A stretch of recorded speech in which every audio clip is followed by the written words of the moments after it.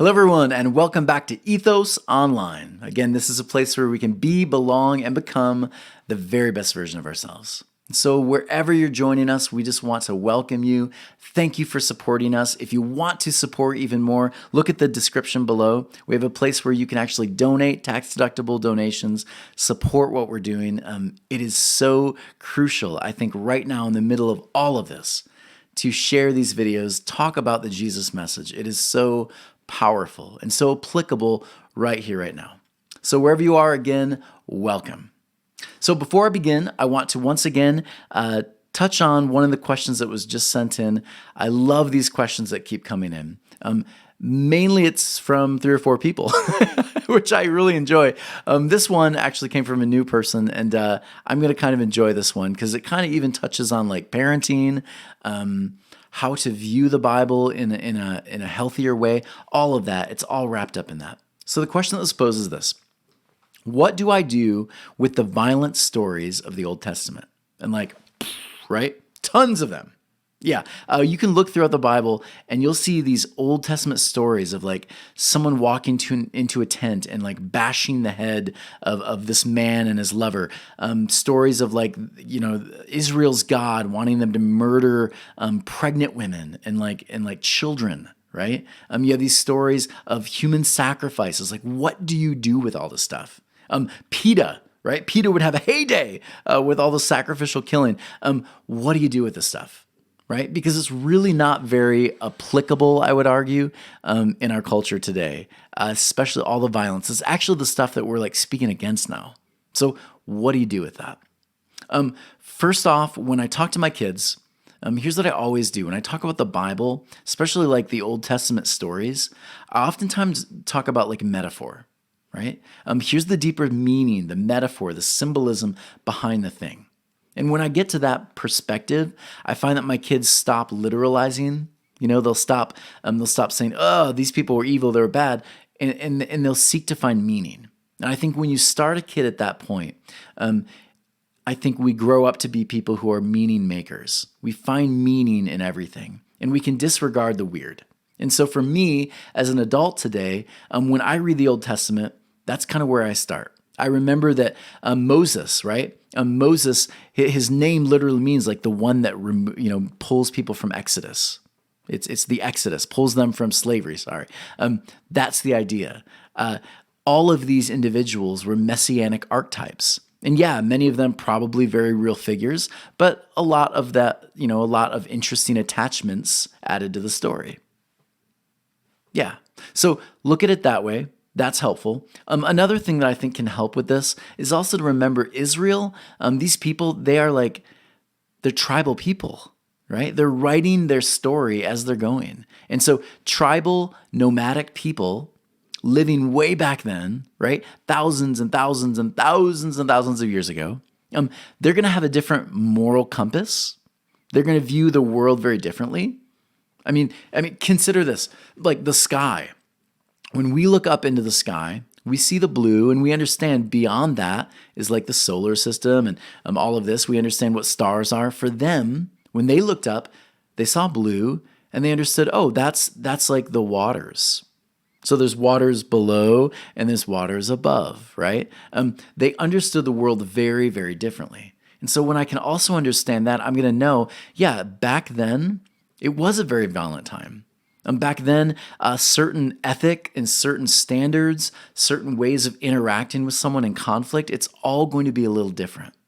Knowing that, looking at and from a more like anthropological perspective, the Bible makes sense. Yeah, once you begin to literalize things and begin to say, well, this is what this means today. We should still be murdering people today. We should still be doing this and this. Right? Things get weird. But when we understand these violent stories, when we put them back in the context they were in, it makes sense. Every tribe looked very similar, right? I would argue the Jewish tribe, this Hebrew tribe, they were moving at a faster ethic, and I would even argue a deeper ethic than many other tribes during that time. Debatable, but interesting, right? So that's my answer. Especially in regard to kids, I would make sure that we talk about metaphor, and we also, again, remind them of the place in the context. Because if they get to that and they understand that and they begin viewing it that way, man, these adults are going to be amazing. Yeah, they're going to have far less baggage than we all do. Awesome. Thank you for that question. Really, really good one. So here we go. We're talking about the Sermon on the Mount. And this is the last teaching. Oh, the last teaching on the Sermon on the Mount. I've never done a full series where I went verse by verse over the teachings of Jesus. I think this was awesome. I had so much fun with this. And again, please share this with people, because I think when we do the responsible work verse by verse, when we dig deep, the whole thing unwraps. And so one more time, this is the last time I'm probably going to share this exact thing. You can almost say it verbatim with me. Jesus goes up on the mount just like Moses. Yeah, just like Moses. He goes up on the mount. He begins sharing Torah, right? He summarizes. He tells us this: if you want to live a good life, if you want to experience shalom, nothing missing, nothing broken, then here are some ways in which we can do this by ourselves with the divine and through community. This is the way to get there. These are some helpful wisdom things, pieces, advice, whatever you want to call it. If we can follow this wisdom, we're going to get there. We're going to get to shalom. We'll experience at least slivers of it, right? Yeah, that's the context. So again, last time, the Sermon on the Mount is actually a deeper critique into the heart of the law. Into the heart of the law. It reclaims the beauty of living life in harmony. I love this. And one more time, the context. 70 AD, the temple is destroyed. Jewish people watch as their neighbors and loved ones are murdered right there on the street. Anyone who is not able to run to the hills is just, it's painful, right? So much murder, so much blood. The temple, again, completely destroyed, the place where worship happens, the place where their God is. It's gone. So the question of they are asking is simple. Where's our hope? Is this the end of everything we know? Is our God even there? That's the question they're asking. And the response, one of the responses, was the Jesus message is shared. It's written and it's passed out. And so in 70 AD, we have the writers beginning to share these stories. And so Mark is, of course, the first. And so we get these stories about a new life, a new resurrection, loving your enemies. That's the perspective. There is new life, a resurrection around the corner, right? Nothing to do with God needing to have a sacrifice in order to be appeased. That's not the point. No. Never was it the point of the writers. The point was always, there is new life around the corner. Don't give up hope. Hold on. That's the point. That's the beauty. And so the law is given once again, but it's given in a new perspective through Jesus. And so we moved through the happy are you if you do this and this and this. And now today we share the last piece. So here it is. Therefore, everyone who hears these words of mine and does them shall be like a wise man who built his house on the rock. You remember this? The rain came down and the floods came up. That you remember this song, right? So here it is. Who built his house on the rock, and the rain came down, the floods came up, and the winds blew and beat on that house, and it did not fall. Yeah, for it was founded on the rock. And everyone who hears these words of mine and does not do them shall be like a foolish man who built his house on the sand. And the rains came down, the floods came up, and the winds blew, and they beat that house, and it fell, and it was a great fall, right? Great was its fall. It almost sounds like the pigs and the wolf, right? He blew and blew, and the house fell down. This house was built on a less solid foundation, and it fell. So many people have attempted to talk about this verse. They've made tons of metaphor. They've created really interesting, weird perspectives. Some people have just nailed it. It's really beautiful. I want to just touch on this. Notice this phrase. What are these words of mine? Jesus says, if you focus on these words of mine, you'll find life. You'll find a solid foundation. So if you're a Jewish reader and you hear, listen to these words of mine, this is where your foundation is going to be, then again, the question is, what are these words? So I would remind you once again, the writers are borrowing often from the past wisdom writers. And so Psalm 111, verse 10 says this, "To obey Yahweh is the fundamental principle for wise living. All who carry out his precepts acquire good moral insight. He will receive praise forever."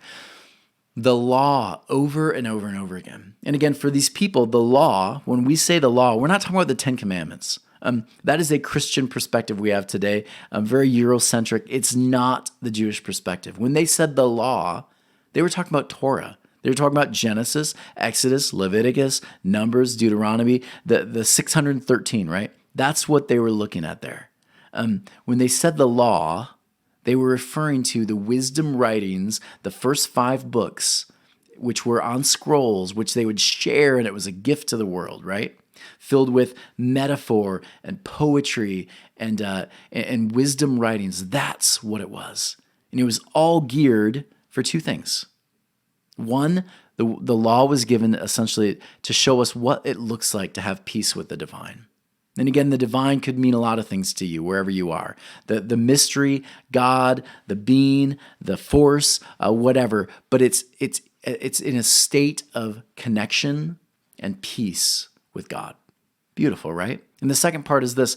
It's how to be at peace with your community. I was talking to a friend the other day. He said he found the story of Abel and his brother Cain really interesting. He found a moral connection I'd never heard before. He said, "Isn't it interesting that the 2 brothers were almost set up to be in conflict?" And he said, "I often look at this piece and say, man, parenting, right? As a parent, I would never set up such a strict, rigid rule between the 2 and set up such a competitive nature. It would ruin their relationship." And I thought, interesting perspective, right? Because all throughout the Torah, there are these stories. And again, they were given for guidance, wisdom, how to live life more fully right here, right now. That was the reason behind it. So those were the words. And every time you look back, Jesus is referring to the Torah. He's referring to the law. These are the words of mine, but really they're the words of the ancients. And I am simply bringing them back to the surface and showing you the connection today. That's what it was. And so the law, again, the wisdom voices sharing through narratives. And here's really, if you want to boil it down, make it even simpler, I would say the law, Torah, the Sermon on the Mount, I would say it's almost like good advice, isn't it? Yeah. If you want to simplify it to like its core, it's really just good advice. It's good advice how to live a fuller, healthier life. It's beautiful. It's good advice. I like this quote. "Good advice is always certain to be ignored, but that's no reason not to give it." Good advice. I want you to think about this for just a moment. How many times in your own life has someone given you really good advice and you've ignored it? Think about those moments. How many times in your life has someone said, whoa, listen. If we keep going down this trail, this might happen. And you thought to yourself, thank you. And you did your own thing. How often do we do this? I can say for me, I never do that. I always listen to good advice. No, I struggle too. Oftentimes I'll hear someone give me this fantastic advice, right? All throughout my life, growing up, someone would give me this advice and I would just, especially if it's coming from a parent, right? If it's coming from a parent, what do parents know, right? As a child, advice is really difficult to take sometimes. And I started to ask myself the other day, why? Why is advice, especially good advice, why is it so easy to pass off? Why are we so quick to just say, I think I'm just going to do my own thing, right? I think I'll drive the car anyways. Yeah, I'll do the thing anyways, even though I think you're probably right and it's going to bring some pain. Why do we do it? I was reading a study in psychology on this. There's a whole theory on the why we ignore good advice. So I wanted to share with you because I found it really, really interesting. Number one reason we don't listen to good advice is this. It's the power struggle. It's the power problem, they call it. And so let me share with you, I found this really fascinating. In one study, Gino and her colleagues, Leah Plunkett and Richard Larrick, what they did is they discovered that when people are given a feeling of temporary power, when they feel like they're in control, it actually significantly reduces their willingness to listen to advice. Yeah, interesting, right? When someone feels like they're on the top of the world, they have power, they are less likely to listen. I found that kind of interesting. Taking advice somehow feels like admitting that we don't really deserve our high status. How many times have you been the expert at something? And then you have someone come along and question it. Some people will sometimes even go to the extreme, even when the person is right on their perspective or their piece of advice. Some people, because they have the expert, right? The expert piece, they're the expert. They have that title. They won't listen because they feel it's an almost direct opposition to their feelings of power. Yeah, fascinating, right? And I think knowing this makes it observable. And when it's observable, it's changeable. We can change it once we observe it. Here's another interesting point.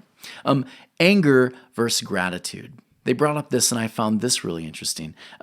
Gino and Marie Schwitzer of the University of Pennsylvania, they took a group of people who basically felt angry, and they showed some people a short film, and it caused them to kind of stir up some really angry feelings. And then they had another group, and they showed them like this clip where like a man receives an unexpected gift. And so watch this last part. The gracious bunch proved 3 times more likely than the mad men and women to accept advice on a completely unrelated task, while also performing better as a result. So watch this. When I am living in a place of gratitude, I am more open to hearing advice. But when I'm living in a place of anger, frustration, constant tension, I'm not going to listen to the advice, even though it probably would remove me from the anger and the tension and all that stuff. But I'm less willing and likely to listen. Anyone interested? This is fascinating stuff. Last one, there's a thing called the anxiety paradox. And I found this fascinating. The anxiety paradox. Not all negative emotions drive us away from advice. Anxiety, she says, makes us more prone to listen. Imagine for a moment that I asked you to estimate the value of the coins sitting in a glass jar in front of you. You will have access to an advisor to help you estimate. Will you take the advice? According to another series of experiments, Gino and her colleagues found that if you're feeling anxious, you will probably take the advice. The rub is that anxious individuals rely heavily on advice even when the advice is bad. So I thought this was an interesting paradox. If you're feeling anxious and you're sitting in anxiety too long, you'll take any advice. And so sometimes anxiety can actually cause us, hinder us from really deciphering what's good advice and what's bad advice. Yeah, interesting stuff. So why do we not listen? I think it's all there. I think often we fall into one of these temptations. Yeah, you take too much advice. Before you know it, you're trying too many things and you become a yes man and a doormat, right? You have to be careful. You have to be careful and listen to the advice. And we'll get into that in a little bit. But let's get back to Jesus and this house on the sand, house on the rock. Notice this. Everyone then who hears these words of mine and does them will be like a wise man who built his house on the rock. So what is the rock? What's the rock? Many people have said it's Jesus. Jesus is the rock. But notice this. Who hears these words of mine? Jesus literally was not the rock. That doesn't make sense. What was the rock? Well, look at the words there. These words of mine. And again, a reference back to the Torah, the law. So when we understand that, we understand wisdom. Wisdom is the rock. Wisdom is the thing we have a foundation on. All of these teachings of Jesus, all of them, especially the most popular ones here, which are, of course, the Sermon on the Mount. These teachings are filled, like jam-packed with so much wisdom. And we've seen that the last couple months, haven't we? It's just jam-packed with how to be a better human, how to live in community. If our foundation, like our lives are centered on those values, then our life is built like a house on a rock.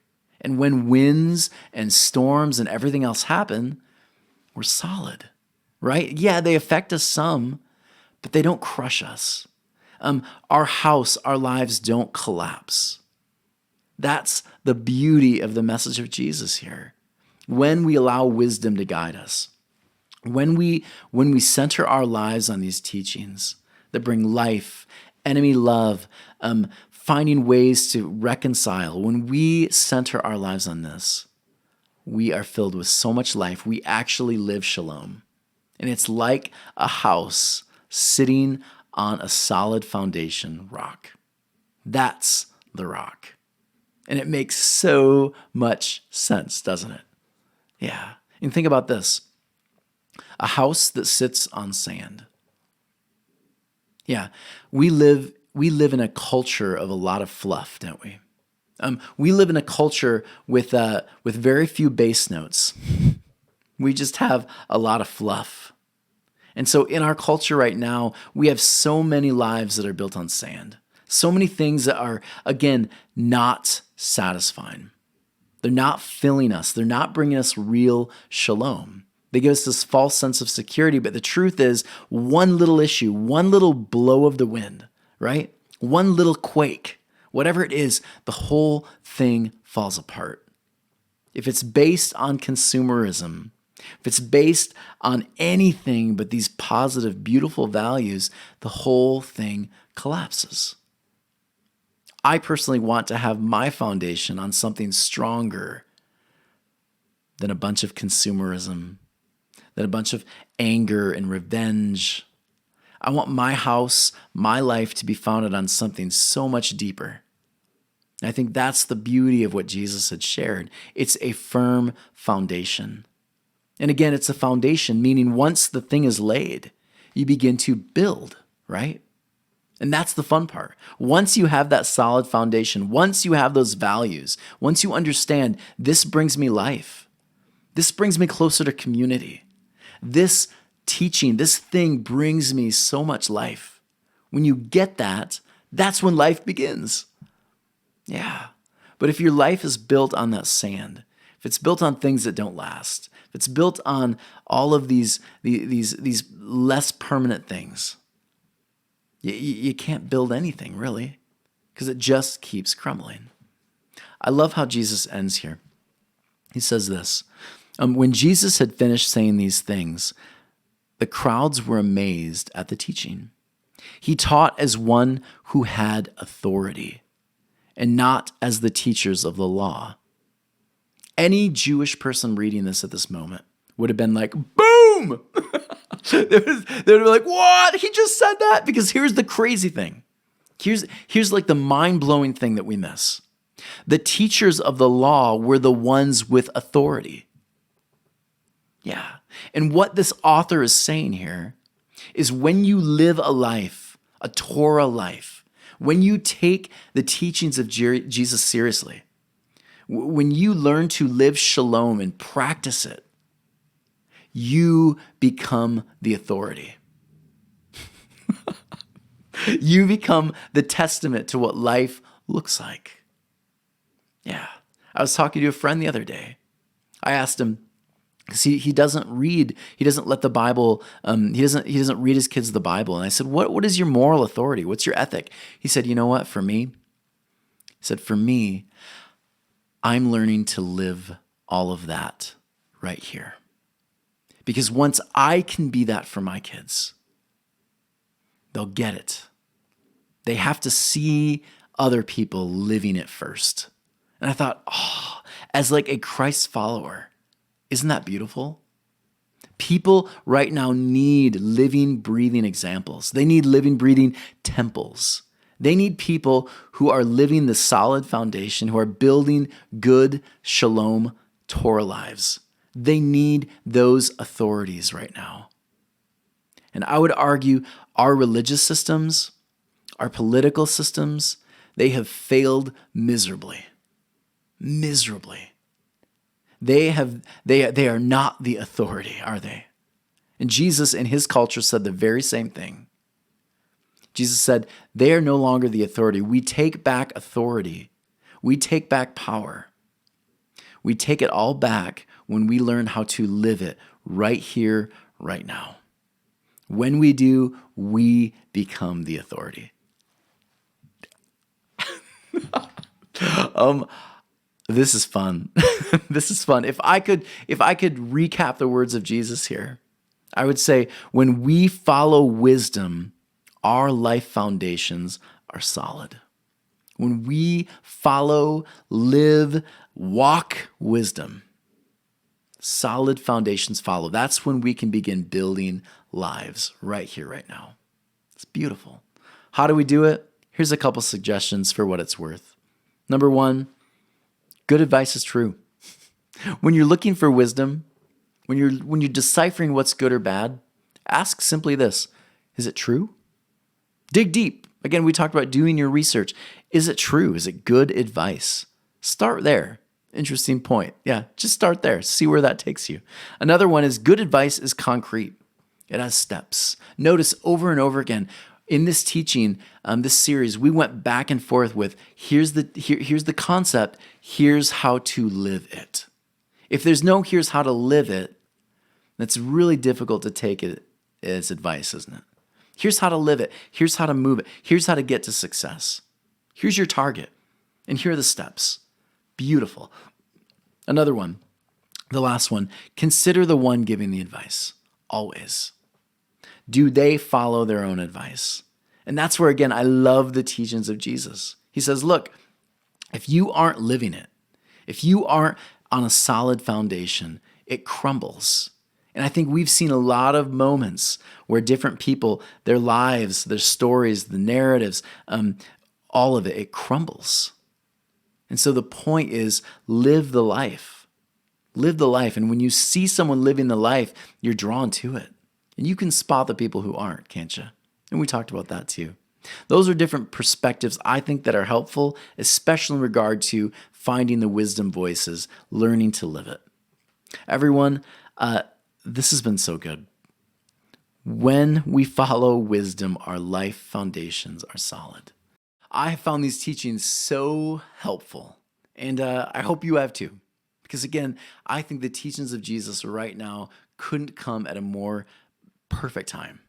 In a culture right now that is just stirring with so much division, so much anger, so much violence, I think the teachings of Jesus bring such a beautiful concept of what shalom could look like.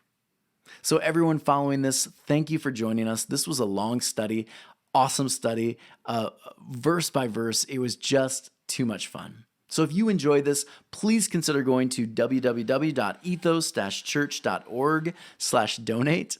And there again, you can help support what we're doing. You can give that tax-deductible donation. It's so helpful. And as always, please consider joining us the 1st and the 3rd of every month.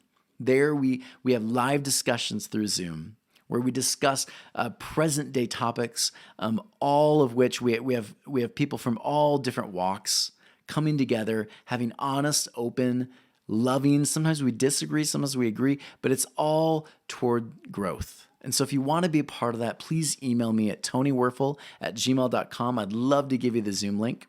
And as always, subscribe. Hit that subscribe button there on YouTube. Hit the little bell. It'll let you know every time a new video comes up. Everyone, thank you so much for joining us.